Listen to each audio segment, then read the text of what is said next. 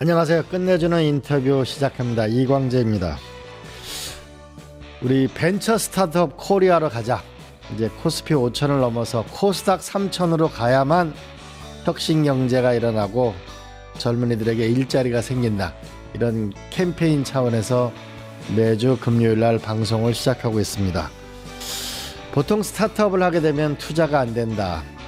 그리고 잘못하면은 신용불량자가 된다. 대기업이 다 가져간다. 이런 말들이 많이 있습니다. 그런데 이러한 어려움을 극복하고 도전을 하는 우리 스타트업 벤처 기업들이 있습니다. 오늘 모신 분은요, 사람의 인생 커리어를 다시 디자인하고 설계하는 회사입니다. 잠시 뒤 화면 보실까요? 교육 스타트업 텐덤은 기술 탈취 소송으로 한때 데스밸리를 겪은 기업입니다. 텐덤은 업력 기준으로 지원을 중단하기보다 위기를 버텨낸 기업을 대상으로 한 정책 설계가 필요하다고 강조합니다. 2016년 설립된 텐덤은 입시부터 대학, 사회 초년생으로 이어지는 단절된 커리어 과정을 하나로 연결해 주니어 인재의 성장을 돕는 플랫폼 에드캠퍼스를 운영하고 있습니다. 하지만 텐덤은 2019년 업무 협약 기업인 진학사가 에드캠퍼스와 유사한 캠퍼스 리뷰 서비스를 제공하면서 기술 탈취 소송을 진행하며 경영 위기를 겪었는데요. 이후 2023년 2심에서 승소하며 데스밸리를 극복했습니다. 현재 텐덤은 에드캠퍼스를 중심으로 실무 교육과 커리어 데이터 관리 서비스를 결합해 주니어 인재 성장에 집중하고 있습니다. AI 기반 분석 기술을 활용해 채용 미스매치를 줄이고 금융 분야로의 확장도 추진하고 있습니다. 유원일 텐덤 대표는 주니어 인재 성장 경로를 설계하는 플랫폼의 역할이 더욱 중요해질 것으로 보고 노동시장과 채용 환경을 개선하는 플랫폼으로 성장하겠다는 포부를 밝혔습니다. 뉴스토마토 김지평입니다. 네, 입시부터 대학, 취업, 그리고 금융까지 청년의 성장 데이터를 하나로 묶는 실험을 7년께 계속해오는 기업이 있습니다. 그 과정에서 기술 탈취, 소송까지 하는 어려움을 겪으면서도 도전을 계속하는 기업인을 만나보겠습니다. 우리 주식회사 텐덤의 유원일 대표 모셨습니다. 안녕하세요. 네, 안녕하세요. 네. 미남이라는 얘기 많이 듣겠어요. 감사합니다. 그 대표님은 이 채용 플랫폼이라고 부르지 않고 입시, 대학, 취업, 이 파편화된 이 커리어를 생애주기 전체를 하나로 묶어가지고 하는 이 플랫폼이라고 했는데 이렇게 범위를 크게 잡은 이유가 뭐죠? 처음에 저희가 시작을 했던 거는 입시에서부터 시작을 했었습니다. 네. 근데 사실 저희가 바라보고 있는 고객들이 이제 성장함에 따라서 자연스럽게 이제 취업까지 갔던 건데 결국에는 취업이 어떻게 보면은 사람의 인생에서 성장의 이제 되게 큰 관문 중에 하나인데 취업이라는 미션을 두고 봤더니 앞에 그 여정들을 두고 얘기할 수가 절대로 없더라고요. 그래서 단순하게 저희가 사업만 생각을 했다라면은 매칭 뭐 일반적인 취업 플랫폼처럼 매칭에 집중을 해서 이제 B2B 사업을 해야 됐지만 저희는 이제 설립 초기부터 어떻게 보면 사람을 키운다 이런 가치에 좀 집중을 하다 보니까 자연스럽게 이제 커리어 정보부터 교육, 채용까지 그렇게 아우러서 보게 되었습니다. 네. 지금 유저가 얼마나 돼요? 지금까지 저희가 현재 보유하고 있는 DB상으로 한 130만 명 정도인데 130만 명. 지금까지 저희를 거쳐가셨던 분들을 하면 한 200에서 한 300만 명 분 정도로 보고 굉장히 있습니다. 많네요. 네. 그러니까 결국은 한 사람의 젊은이의 인생으로 보게 되면은 이 취업이 되려면 먼저 입시, 그다음 대학, 취업 이런 전 과정을 서비스하는 거라고 그러는데 텐덤에는 보니까 제가 조사해 보니까 에드 컴퍼스, 베어유, 커리어 웰렛 이렇게 세 개의 서비스가 있던데 이 세 네, 개의 맞습니다. 서비스는 각각 이 다른 서비스처럼 되는데 이게 각각 어떤 서비스고 어떻게 연결되는 거죠? 네. 저희가 이제 세 가지 서비스를 다른 이름으로 운영을 하고 있는데요. 네네. 어떻게 보면 하나는 대학을 갈 때 대학에 대한 정보를 마치 맛집 리뷰 보듯이 원하는 대학과 학과에 대한 선배들의 이야기를 볼 수 있는 리뷰 플랫폼이었습니다. 그게 에드 캠퍼스예요? 네, 에드캠퍼스였습니다. 네. 그래서 에드캠퍼스를 통해서 유저가 들어오다 보니까 고등학생들이 대학을 갈 때 한 번씩 거쳐가야 되는 플랫폼이었죠. 예. 그래서 그 친구들을 대상으로 서비스를 하면서 자연스럽게 봤더니 대학생들이라고 하더라도 사실 커리어 교육을 제대로 이수할 수 없는 환경에 있는 친구들이 굉장히 많습니다. 그렇죠. 네, 그래서 뭐 예를 들어서 수도권이다 아니면 대외 활동을 많이 한다라고 하면은 그런 교육의 기회가 많지만 대부분의 학생들은 사실 그런 기회가 많지 않다 보니 이 친구들을 위한 쉬운 교육을 한번 해보자라고 생각을 해서 저희는 이제 베어유라는 교육 서비스. 베어유는 어떤 내용이 있어요? 베어유는 뭐 PPT, 엑셀 아니면은 뭐 데이터 분석 등 뭐 커리어라고 제가 이제 표현을 해왔지만 커리어에 필요한 그런 다양한 클래스들을 조금 쉽게 배울 수 있고 하는 그런 온라인 클래스 플랫폼입니다. 아, 그리고 쉽게 얘기하면 우리가 뭐 전산 뭐 이런 거 엑셀 배우고 이런 걸 다 가르쳐 주는 거예요? 네, 맞습니다. 아, 네. 그렇구나. 그래서 또 하나는 커리어 월렛은 있던데 그건 또 뭐예요? 네.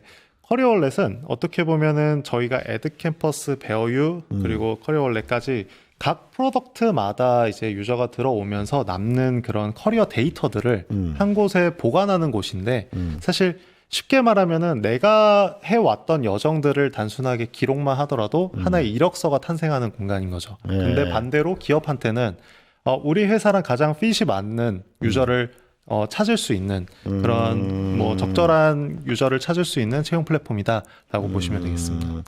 아, 그래 보통 이제 학력, 경력 이런 것만 있는데 그게 아니고 에드 캠퍼스에서 공부했던 거나 베어유에서 이 사람이 자기 스킬을 쌓는 훈련을 한 것까지 다 해가지고 그거를 모아놓은 거네, 일종의. 그렇죠. 뭐 저희 플랫폼을 거치지 않더라도 외부에서 내가 강의를 들었거나 학교에서 이러이러한 경험, 대외 활동을 했던 경험 이런 것들을 기록을 할 수 있는 공간이 저는 필요하겠다라고 생각을 해서 왜냐하면 기존에는 내가 A 기업에 취업하든 B 기업에 취업하든 이력서 양식도 다 다르고 그때마다 제 데이터를 정리해야 되는 그런 번거로움이 있다 보니까 데이터를 한 곳에서 잘 관리만 할 수 있다라고 하면은 학생들도 편하고 취준생도 편하고 기업도 편하게 되지 않을까라고 생각을 해서 이제 만들게 되었습니다. 예.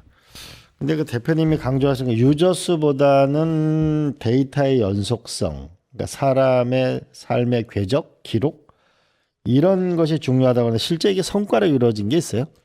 실제로 저희가 취업에 한번 테스트를 진행하다 보니까요. 일단 두 가지였습니다. 학생들 입장에서는 내가 가고자 하는 커리어 방향에 필요한 공부들이 무엇인지 아니면 필요한 경험들이 무엇인지를 알고서 그에 맞는 그 과정들만 이수를 하다 보니까 어떻게 보면 낭비라는 표현이 적절할지 모르겠지만 낭비하는 것들이 이제 줄어들게 됐었고요. 이제 우주 항공사가 돼야 되겠다. 그러면 그쪽에 가는 걸 쭉 이제 교육 프로그램이나 커리어 이런 거를 이 필요한 코스를 그쵸. 알려주는 거네. 그렇죠. 네. 일반적으로 대학 생활을 하다 보면 당연히 제가 뭐 말씀하신 전산이라고 표현했던 그런 뭐 자격증, 뭐 이름 모를 자격증들이 필요해, 선배들이 얘기하는 것들이 필요해라고 듣지만 사실 그게 필요 없을 수도 있거든요. 네네. 네. 그래서 그런 것들을 쌓을 수 있었고 기업 입장에서는 우리 조직 문화랑 맞는 우리가 뽑고자 하는 것에 가장 최적화된 인재들이 있을까라는 거를 서칭할 수 있는 기회를 만들게 됐던 거였죠. 네. 또 하나는 그 사람 입장에서 그렇지만 회사 입장에서는 어떤 게 좋은 거예요?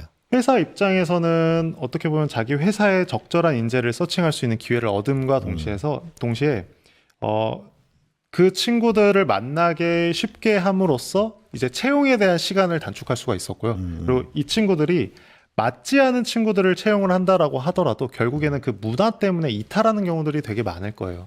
지금 젊은 친구들은 조직에서 적응하기 힘든 케이스도 있고 반대로 조직이 그만큼 수준에 안 맞는 곳도 있고 하다 보니까 서로 이제 그런 미스매치로 인한 그 낭비들이 굉장히 많은데 그런 부분들을 단축시켜주고 뭐 더 쉽게 말하면은 채용 시간을 되게 많이 단축시켜줄 수 있다라는 결과들을 확인할 수 있었습니다. 그러니까 이제 여기에 온 사람 같은 경우에는 다양한 그 자기 스펙이라고 그럴까 이걸 쌓아서 좋고 낭비가 없어 좋고 또 회사 입장에서는 최적의 인물을 찾는데 시간이 절약돼서 좋고 이렇다는 뜻이네, 그죠? 네, 그렇습니다. 근데 텐덤이라는 그 AI는 보통 이제 학점, 자격증 이런 정형 데이터보다는 이 사람의 활동 기록, 자기소개서, 면접 영상 뭐 이런 것들을 비정형 데이터를 분석한다고 하는데 이거는 기존의 채용 AI와는 뭐가 다른 거예요?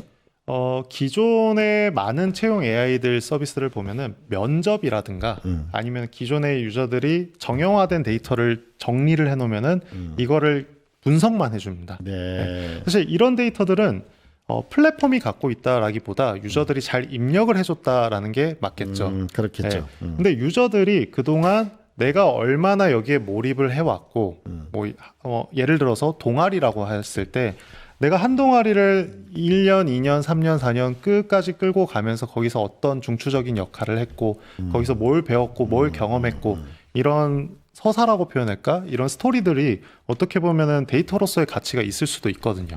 네, 그런 것들을 저희가 하나둘씩 모으다 보면은, 이 친구들이 어디서 역량과 끈기가 이제 나타날 수 있는지, 그리고 이 친구들이 고유한 성향이 무엇이고, 뭐 쉽게 말해서 회복 탄력성이 높다, 아니면은 이 친구들은 집중도가 높고, 그리고 오래 버틸 수 있는 잠재력이 높다, 이런 정성적인 데이터들을 저희는 취득하기에 조금 더 유리하다라고 보고 있습니다. 네. 근데 기업 입장에서 봐도 그렇고 저도 이제 많은 그 사람을 채용해 봤는데 이게 이제 근무 연한 이런 걸 보게 되면은 막 자주 바뀌는 친구 보면 계속 일을 할 수 있을까? 이런 이제 우려도 있고 회사 입장에서 스펙은 그럴듯한데 와서 그러니까 금방 나가는 사람들 많거든요. 그렇죠. 그랬을 때 이게 소위 이제 그 사람이 나쁘다라기보다는 이제 이 매칭이 안 맞는 거 뭐 이런 것일 수 있는데 실제로 이 텐덤은 이 매칭을 잘 맞춰주나요? 어떤가요? 저희가 이제 뭐 테스트를 했었던 케이스들을 보면은 회사 입장에서는 단기에 이런 수요가 있어라고 해서 어떻게 보면 막 이직이 잦더라도 회사가 필요한 부분들을 해결해줘야 될 인력이 필요할 때가 있고요. 또는 주니어 인재를 채용을 하면은 대부분의 회사들은 육성이 일단은 먼저입니다. 이 친구들이 뿌리 내릴 수 있게끔 교육시켜주고 도와주고 하는 과정이 있는데 사실 서로의 핏에서 제가 아까 표현했던 뭐 회복 탄력성이라든가 잠재력 또는 이제 이 친구들이 과연 역량과 끈기 또는 조직 문화와 맞는가 이런 것들이 되게 중요한데 이런 부분에서 맞다 아니다를 저희는 이제 어느 정도 퍼센테이지로 보여주고 그리고 나서 이제 인사 담당자와 유저가 서로 이제 핏이 맞다라고 하면은 서로가 가지고 있는 퍼센테이지를 이해하면서 다가가다 보니까 상대적으로 단순히 뭐 연봉이라든가 어떤 일을 한다 이런 것만으로 보지 못하는 것들을 마주할 수가 있게 되는 거죠. 그러다 보니까 주니어가 회사를 갔을 때도 상대적으로 조금 더 이제 오래 버틸 수 있다라는 것들이 검증이 됐었었고요. 기업 입장에서도 이 플랫폼을 이용을 했을 때는 사실 상대적으로 기업이 쓰고자 하는 에너지를 조금 더 줄일 수 있다라는 부분들을 뭐 확인할 수 데이터로 있습니다. 말씀하실 수 있는 게 있어요? 저희가 채용 시간으로 말을 했을 때는 보통 한 명의 공고를 올리고 그다음에 그 친구를 만나기까지 다양한 사람을 서류 검토하고 면접을 보아서 한 달 정도 걸린다라고 보는데 저희는 한 5일 안에 끝났다라고 보시면 될 것 같습니다. 네, 그건 특별하네요. 그러니까 보통 한 사람의 이력서 올면 회사하고 한 달 정도에 서로 맞춰 나가는 과정이 있다면 5일 이건 굉장히 단축하는 거네요, 그죠? 네. 그만큼 판단할 수 있는 부분의 자료가 주요 계기별로 많이 존재하면은 이해도는 높아지겠네. 그런 네, 측면이 있는 거겠네, 그죠? 그 다음에 이제 우리가 스펙이라는 건데, 제가 이제 이런 많은 면접을 해보면은 스펙이라고 보기 없고 다 비슷비슷하거든요. 네, 맞습니다. 이러면은 정말 이 사람의 차별성을 갖기 어렵고 학원비만 너무 많이 낭비했겠다. 이런 생각이 들고 젊은이들한테 미안하던데, 텐덤은 이런 스펙 낭비를 줄일 수 있는 건가요? 그렇죠. 그런 어떻게 보면 기업의 시간과 비용을 단축시켜주는 것도 있지만 더 중요한 거는 그 스펙을 쌓고자 하는 그 친구들의 노력을 어떻게 보면 조금 더 포커싱을 해주는 게 되게 중요하다라고 저희는 생각을 했었습니다. 그래서 아까 말씀드렸던 대로 내가 그냥 학교에서 단순히 선배가 시켜서 아니면은 보통 인터넷에 검색했을 때 이걸 하기 위해서는 이런 걸 해야 돼라고 하는 그런 조언들이 많지만 실제로 현업에서는 그게 필요 없을 가능성이 매우 높거든요. 그렇죠. 그러다 보니까 어차피 내가 어떻게 나아가겠다라는 목표가 확실한 친구들은 다 하나씩 자기 플랜대로 섭렵을 하지만 많은 친구들을 대상으로 봤을 때는 어느 정도 뾰족하게 저희가 제안해주거나 이끌어줄 필요는 있습니다. 그러다 보니까 그 경험의 시간을 단축해준다라는 부분에서 유저들의 만족도도 96% 이상 정도 나왔다라고 볼 수 있겠습니다. 96%. 약간 옆길로 새가지고요. 네.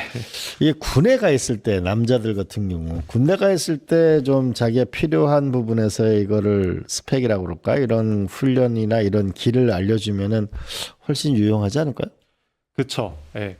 어떻게 보면은 저희가 이 커리어 월렛이라는 서비스를 준비를 해서 이제 테스트를 하고 이제 세상에 나아가고 있는 과정에 MBTI가 한국에서 유행하기도 했었고, 그러니까 누군가 나를 정성적인 분석을 해주는 문화 자체가 최근 몇 년 동안 잘 자리 잡았고, 오히려 그렇게 유행하다 MBTI가 이제 올드 문화라고 보일 정도로 보편화가 되어 있었습니다. 예. 그러면서 저는 이제 나에 대한 맞춤형 컨텐츠라는 것들이 이제 많이 올라왔다라고 생각하는데, 말씀하신 대로 군에서도 적응하지 못한 친구들이 너무 많습니다. 그렇죠. 근데 그 친구들의 성향을 파악을 해가지고 내가 몰입하고자 하는 친구들 같은 경우는 뭐 행정병이라든가 앉아서 할 수 있는 네. 지원 병력으로 갈 수도 있고, 맞아요. 액티브한 친구들 같은 경우는 맞아요. 이제 다른 병과로 갈 수가 있겠죠.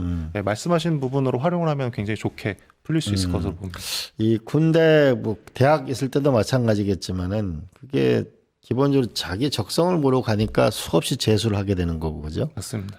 군에 가게 되면 그때 우리가 소위 운전면허 이거 몇십만 원 다 들잖아요. 그렇죠. 기본적으로 전산이라든지 이런 부분을 하고 나올 수 있으면은 훨씬 더, 그죠? 알겠습니다. 그다음에 이제 그 대표님은 커리어 데이터가 이게 앞으로 자산이 될 거다. 진짜 그럴까요? 네, 저는 그렇게 생각을 하고 있습니다. 네. 어떻게 그런 가능성을 어디서 발견했어요? 예를 들어서 예. 커리어 데이터라는 거는 저는 미래 데이터라고 생각을 합니다. 근데 금융에서 말하는 데이터는 저희의 과거의 데이터를 가지고 판단하지 않습니까? 그렇죠. 그러면은 내가 현재 어떻게 해요? 뭐 하물며 내가 고등학교 3년을 개근을 했다. 그러면 저는 어디 가서 성실함이 인정이 됐을 거예요. 증명이 됐을 거예요. 그리고 대학에 가서 내가 뭐 남들이 뭐 대단하다고 생각하지 않는 뭐 동아리에서 그런 거를 꾸준하게 해서 뭔가를 이뤄왔다. 그러면은 이뤄오는 과정에 마주했던 고난들을 어떻게 극복했는지 이걸 가지고 회복 탄력성을 판단을 하고서 내가 어떤 커리어로 향해서 포기하지 않고 달려갔다라는 게 보이면은 금융자산으로 예를 들자면은 이런 친구들에게는 대출을 해준다거나 아니면 금융 상품을 제안을 할 때도 조금 더 유리한 상품을 제안해 줄 수 있을 거라고 생각을 합니다. 네. 그리고 추가적으로 저는 뭐 대출이나 이런 거 말고도 이 커리어를 성장시키고자 하는 유저들의 나이대를 보면은 부가 재분배되는 시점이라고 저는 생각을 합니다. 학업을 하는 데 있어서 대부분의 그 학업에 대한 비용들은 사실 부모한테 오는 경우들이 거의 그렇죠. 대다수일 겁니다. 그럼 나의 자산은 제로에서 나를 거쳐가는 소비는 급격하게 높아지고, 그리고 그 시간에 저는 이제 알바를 하거나 아니면 이제 돈을 버는 경험들을 하기 시작하겠죠. 그 시점에 저희 유저들의 데이터들을 어떻게 보면 금융과 잘 묶을 수만 있다면 이들에게 필요한 혜택들을 다시 저희가 되돌려 줄 수 있고, 그리고 이들의 데이터를 모았을 때 금융 자산으로서 가치를 평가할 수 있는 기준이 될 수 있지 않을까. 실제로 미국에서는 그런 시도들이 많이 이루어졌고 심지어 그런 시도들 끝에 상장을 했던 케이스들도 있다 보니까 그렇군요. 네, 한국에서도 가능하지 않을까 쉽게 생각합니다. 얘기하면 이제 한 어떤 A라는 친구가 이제 공부도 하고 아르바이트도 하고 뭐 B라는 회사에 가가지고서 인턴도 하고 이렇게 되면 그런 이제 금융 데이터도 어쨌든 뭐 소득이 발생할 테니까 그렇죠. 이런 까지 발생시켜서 나중에 이 사람의 신용이나 뭐 생활 태도 이것까지를 전체적으로 볼 수 있다 이런 거네. 그렇죠. 네. 알겠습니다. 그런데 이 스타트업 하는 분들이 많이 부딪히는 이제 애로인데 이 기술 탈취 분쟁이 있었는데 기술 탈취는 어떤 분쟁이 일어났고 그 소송 과정은 어떻게 되고 있어요? 사실 제가 뭐 이런 멋진 사업을 하고 있다라고는 얘기했지만 말씀하신 대로 이면에는 조금 어려움들이 많았었습니다. 거의 몇 년 동안 저희가 이제 멈춰 있었던 그런 상태였었는데 사업 초기 때 협업을 했었던 이제 A라는 회사가 네, A라는 회사가 있었고 그 회사랑 이제 되게 우호적인 관계로 잘 지내왔었습니다. 그래서 뭐 투자를 논의하면서 저희 IR 자료를 드리기도 하고 R&D 얘기를 하고 그쪽 사업에 필요한 조언들을 서로 공유하면서 성장을 하다가 어느 날 보니까 저희랑 이제 완전히 유사한 동일한 서비스들을 이제 만들게 되더라고요. 네. 네. 그래서 그때부터 이제 분쟁이 시작돼서 굉장히 오랫동안 지금 싸워오고 있는 상황입니다. 네. 잘 되길 바랍니다. 근데 이 스타트업을 쭉 하면서요, 우리나라 이 스타트업 국가가 성공하려면 어떤 것이 필요하다 이런 거를 그 CEO들한테 한마디를 한다면 어떤 말을 하시고 싶어요? 어떻게 보면은 제가 뭐 방금 분쟁에 관련된 얘기도 하다 보니까 이 분쟁에서 어떻게 보면은 견딜 수 있는 힘, 예. 제가 이 현재 저희는 3심까지 올라가 있는 상태인데 이제 2심에서 승소를 하면서 이제 뭐 좋은 상황이었었지만 사실 3심까지 간다는 것 자체가 몇 년 가니까 거의 네, 지금 현재 그죠? 한 4년 정도 걸렸던 4년, 것 같고 언제 끝날지를 모릅니다. 예. 그러다 보니까 재판도 너무 길고 특히나 상대 측이 증거를 감추게 되면 수집도 어려울 뿐더러 그리고 이제 손배소도 적고 반대로 제가 패소를 하게 된다면 또는 그 과정에 변호사 비용이라든가 이런 부분은 엄청납니다. 예. 그리고 저희가 해왔던 그런 부정경쟁 방지법, 특히 스타트업들의 아이디어가 보호받을 수 있다라는 그런 법이 나오기는 했지만 실제로 아이디어를 보호해주는 이제 참혹과 그리고 파목에 있어서는 형사 고소 대상이 아니다 보니까 사실 상대방이 저희 기술을 탈취한다 하더라도 민사로 가서 방어하는 데 있어서 굉장히 어려움이 큽니다. 그러다 보니까 이런 어려움들에 있어서 어떻게 보면은 견딜 수 있는 힘, 예, 뭐 매출이 적거나 뭐 송사에 휘말려도 그거를 견디고 이겨내다 보면은 자연스럽게 기회도 오고 그리고 그걸 견뎠다라는 거를 증명하면서 좀 그 성장도 이루어졌던 것 같습니다. 네. 앞으로 벤처 스타트업 하는 분들은 이렇게 꾸준히 견디는 힘 이거 말씀하셨고 또 하나는 기술 탈취나 이 분쟁, 특허 분쟁에 대해서는 너무 오래 끌어서 결국은 중소기업은 가다가 지치거나 망하거나 이런 부분을 근본적으로 좀 빨리빨리 판결을 낼 수 있는 이런 사회 시스템이 필요하다는 말씀을 해주셨습니다. 자, 마지막으로 벤처 스타트업을 하는 그 후배 또는 창업자 이들에게 용기를 주는 한마디, 본인의 경험에 비추어서 한마디를 한다면 어떤 게 있을까요? 제가 최근에 영화 감독들의 데뷔작 관련된 책을 한번 읽은 적이 있었는데 거기서 되게 감명 깊었던 게 모두가 다 비슷한 얘기를 하더라고요. 어찌어찌 꾸역꾸역 버티다 보면은 이제 빛을 본다. 사실 버티는 거 자체가 그냥 허송세월을 보는 게 아니라 자세히 보면은 다 노력을 하고 있거든요. 저도 그래 왔던 것 같아요. 업령은 길었지만은 사실 뭐 자존심이 상한 적도 있고 뭐 부족한 게 너무 많아서 바짓가랑 붙들고 도와달라 한 적도 많고 한데 그렇게 하다 보면은 그래도 빛을 보는 날이 있지 않을까 싶습니다. 네. 하늘이 무너져도 솟아날 구멍이 있다. 우리가 끝까지 노력하는 그런 태도가 중요하다. 이런 말씀이셨습니다. 자, 우리 오늘 그 텐덤의 유한일 대표님 좋은 말씀 고맙습니다. 감사합니다. 네, 감사합니다. 네. 유튜브 구독하고 실시간 채팅과 댓글을 남기시면 매일매일 7천 TTCO를 드립니다. 참여 방법은 통통물 어플을 다운로드하고 회원가입과 로그인을 해주세요.